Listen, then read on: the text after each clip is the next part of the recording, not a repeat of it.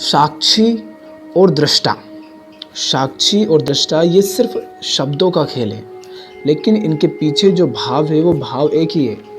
जिस प्रकार एक देश में किसी वस्तु को जैसे जल कहा जा रहा है, उसी को कहीं पर नीर कहा जा रहा है, कहीं पर उसे वाटर कहा जा रहा है, कहीं उसे पानी कहा जा रहा है। इसी प्रकार साक्षी और दृष्टा है एक ही, भाव उनके पीछे एक ही है, लेकिन बस शब्द अलग अलग हैं। जैसे श्रीमद् भगवद गीता में श्री कृष्ण ने जिसे साक्षी कहा है, उसी को अष्टावक्र ने अष्टावक्र गीता में दृष्टा कहा है, उसी को महर्षि पतंजलि ने दृष्टा कहा है। साक्षी दृष्टा मात्र है।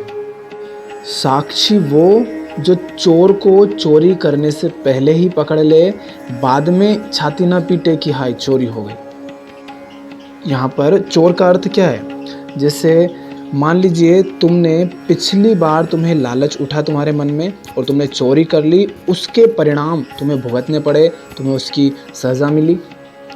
किंतु अगली बार जब तुम्हारे तो इस तरह अभी तो तुमने क्या चोरी हो गई, लेकिन अगली बार क्या हुआ कि तुमने उसे देखा, जब तुम्हारे मन में लालच उठा तो तुमने देखा कि पिछली बार जब मैंने चोरी की तो मुझे उसका परिणाम भुगतना पड़ा, मुझे उसकी सज़ा मिली। तुम देख पा रहे हो।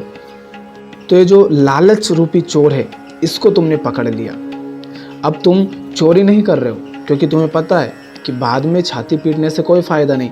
अभी तुम उसे देख पा रहे हो कि लालच पिछली बार भी इसी तरह से उठ रहा था और मैंने चोरी की थी और उसके परिणाम मैंने भुगते थे। तो ये जो भाव चोरी का उठ रहा है लालच की वजह से, इसको तुमने पकड़ लिया, यही साक्षी है। इसी को साक्षित्व कहते हैं। माने साक्षी वो जो सबको देखता है, लेकिन उसे कोई नहीं देख सकता। जब तुम कुछ नहीं कर रहे होते हो तो तुम साक्षी हो, साक्षी मात्र है। जब तुम कुछ नहीं हो तो साक्षी मात्र है। जब तुम कुछ भी हो तो तुम साक्षी नहीं हो सकते। हाँ, साक्ष्य हो सकते हो, दृष्टा नहीं हो सकते, दृश्य हो सकते हो।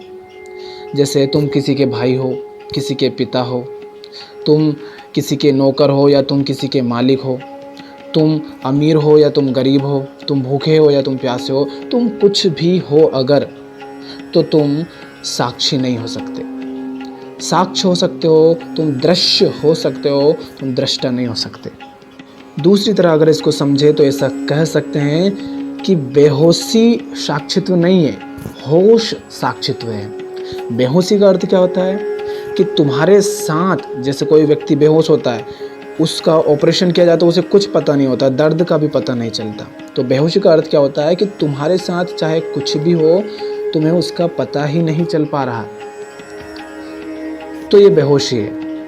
जैसे किसी ने शराब पी रखी हो, किसी शराबी ने, उसे पुलिस ने खूब डंडे मारे, खूब पीटा, लेकिन वो जब तक बेहोशी में था, जब तक उसे नशा था शराब का, उसे कुछ नहीं पता कि उसके साथ क्या क्या हुआ।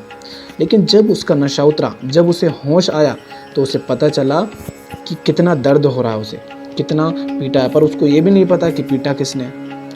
तो जो बेहोशी होती है उसे साक्षित्व नहीं कहते हैं, लेकिन जब तुम होश में होते हो कि जो हो रहा है वो क्यों हो रहा है, तो वो साक्षित्व है। संसार में जो कुछ भी हो रहा है, अगर तुम उसमें लिप्त हो गए हो तो तुम साक्षी नहीं हो। अगर तुम उससे अनछुए रह गए, होश अभी बाकी है, तो तुम साक्षी हो। आत्मा मात्र साक्षी है। श्री कृष्ण ने श्रीमद् भगवद गीता में कहा है कि आत्मा तो निर्गुण निराकार होती है, ना उसे तुम देख सकते हो, ना छू सकते हो, ना उसमें छेद कर सकते हो, ना अग्नि उसे जला सकती है, ना पानी उसे गीला कर सकता है। तो जो साक्षी है वही आत्मा है, और आत्मा निर्गुण निराकार है, तो तुम उसे प्रत्यक्ष रूप से नहीं देख पाओगे कि ये साक्षी है। हाँ, तुम्हें उसका आभास हो जाएगा, थोड़ा बहुत तुम्हें उसकी भनक थोड़ी लग जाएगी, पर प्रत्यक्ष रूप से तुम सोचो कि कोई साक्षी होगा तो अलग ही दिखेगा कि हाँ चमक रहा है, शक्तियाँ दिख रही है उसमें, ऐसा कुछ नहीं होता है। अगर तुम आत्मा होकर के देख रहे हो तो तुम साक्षी हो। साक्षी को प्रत्यक्ष रूप से देखा नहीं जा सकता, पर परोक्ष रूप से साक्षी की भनक लग सकती है। साक्षित्व का प्रमाण यह है कि मेरी बातों को अभी तुम समझ पा रहे हो, तुम होश में हो, यही साक्षी है। अप्रत्यक्ष प्रमाण यही है कि तुम अभी होश में हो, तुम समझ पा रहे हो और मैं कह पा रहा हूँ, ये साक्षित्व है। ये जो मिट्टी है, ये जो जल है, ये जो हवा है, क्या ये समझ पा रहे हैं मेरी बातों को? मैं जो बोल रहा हूँ, क्या ये उनका कुछ अर्थ लगा पा रहे हैं? नहीं लगा पा रहे हैं। किंतु अभी मैं जो बोल रहा हूँ उससे मिट्टी नहीं समझ सकती, लेकिन मैं बोलने वाला भी मिट्टी ही हूँ, मिट्टी से ही मैं उठा हूँ। पता है ना, हमारा जो शरीर है उसका निर्माण पंच तत्वों से हुआ है, तो मैं मिट्टी से, जल से ही बना हूँ।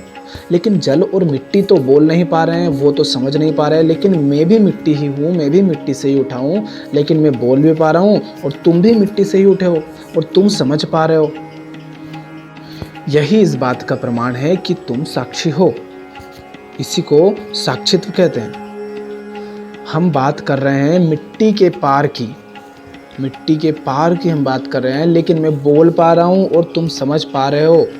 यही परमात्मा का परोक्ष प्रमाण है, यही साक्षी है, जिसकी वजह से मैं माने मिट्टी बोल रहा हूँ और तुम भी मिट्टी, जिसकी वजह से समझ पा रहे हो।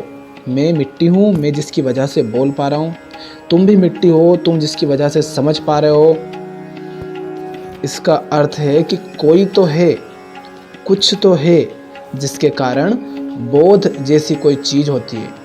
ये परमात्मा का परोक्ष प्रमाण है, यही साक्षी है। अन्यथा हमारा जो निर्माण हुआ है शरीर का भी, वो हुआ तो इन पंचभूतों से ही है। तो ये जो मिट्टी है, ये जो आकाश है, जो वायु है, ये जल है, इसको तो मेरी बातें समझ नहीं आ रही है, किंतु तुम समझ पा रहे हो, तो यही उसका प्रमाण है। वो प्रत्यक्ष रूप से तुम्हें दृष्टिगत नहीं होगा, तुम उसे देख नहीं पाओगे, पर अप्रत्यक्ष रूप से तुम्हें भनक उसकी लगेगी। दृश्य और दृष्टा को एक साथ देखो, यही साक्षित्व है। दृश्य माने जिसको देखा जा रहा है, और दृष्टा माने उस दृश्य को देखकर तुम्हारे मन उस दृश्य के बारे में क्या अर्थ ले रहा है, उस दृश्य को क्या अर्थ दे रहे हो। इन दोनों को एक साथ देखना साक्षित्व है। जैसे कहीं पर कोई खेल चल रहा है, तो वो खेल जो हो रहा है, जो खेल खेला जा रहा है, वो खेल दृश्य है और उसे देखने वाले तुम दर्शक हो। अब उस खेल को देखकर, माने उस दृश्य को देखकर, तुम दर्शक को जो तुम्हारे मन में भाव उठ रहे हैं, उन भाव को जो देख रहा है वो दृष्टा है, और उन भावों को अर्थ देकर देने वाला तुम्हारा मन, और उस दृश्य को एक साथ जो देख रहा है वही साक्षी है। मान लीजिए कि पहले कोई तुम्हें अगर गाली देता था तो तुम क्रोधित हो जाया करते थे और परिणाम उसके भुगतते थे। अब कोई तुम्हें अगर गाली देता है तो तुम जानते हो कि इस स्थिति में मैं क्रोधित हो जाया करता था, यही उसका प्रमाण है। पहले तुम जानते नहीं थे, पहले तुम क्रोधित हो जाया करते थे, जैसी स्थिति हुई उत्पन्न तुम क्रोधित हो जाया करते थे, परिणाम भी भुगतते थे। लेकिन अब तुम जानते हो कि इस स्थिति में मैं क्रोधित हो जाता हूँ और उसके परिणाम भी भुगतता हूँ, तो अब तुम साक्षी हो। इससे ज़्यादा साक्षित्व के बारे में कुछ कहा नहीं जा सकता, क्योंकि अहंकारी मन साक्षी का प्रमाण मांगता है, और जो मन समर्पित होता है, समर्पित मन साक्षित्व के फल से, साक्षित्व का जो प्रसाद है उससे संतुष्ट हो जाता है। और साक्षित्व का फल क्या है, साक्षित्व का प्रसाद क्या है? शांति, निर्भयता, निडरता, प्रेम, करुणा। ये अगर जीवन में उतरे तो मान लेना कि साक्षित्व होगा, तभी तो ये आए हैं। साक्षित्व नहीं होता तो ये कहाँ से आते? साक्षित्व के बिना तुम निर्भय नहीं हो सकते, शांति नहीं मिल सकती तुम्हें। साक्षित्व नहीं है तो तुम आनंदित नहीं हो सकते। तो जब तुम पाओ कि जीवन में शांति उतर रही है, निर्भयता आ रही है, आनंद हो रहा है, जीवन आनंदित है, तो यही साक्षित्व का प्रमाण है।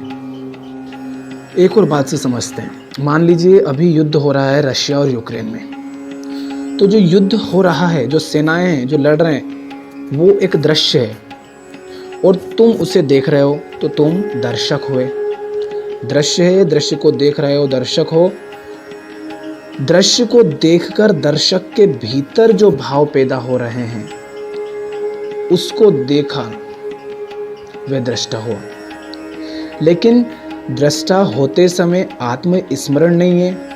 जानते हो या नहीं जानते हो कि मैं निराकार हूँ, तब तक दृष्टा हो। लेकिन दृष्टा से भी भीतर न केवल तुम जानते हो कि आत्मा ही दृष्टा है, बल्कि आत्मस्मरण भी बना हुआ है, तब तुम साक्षी हो।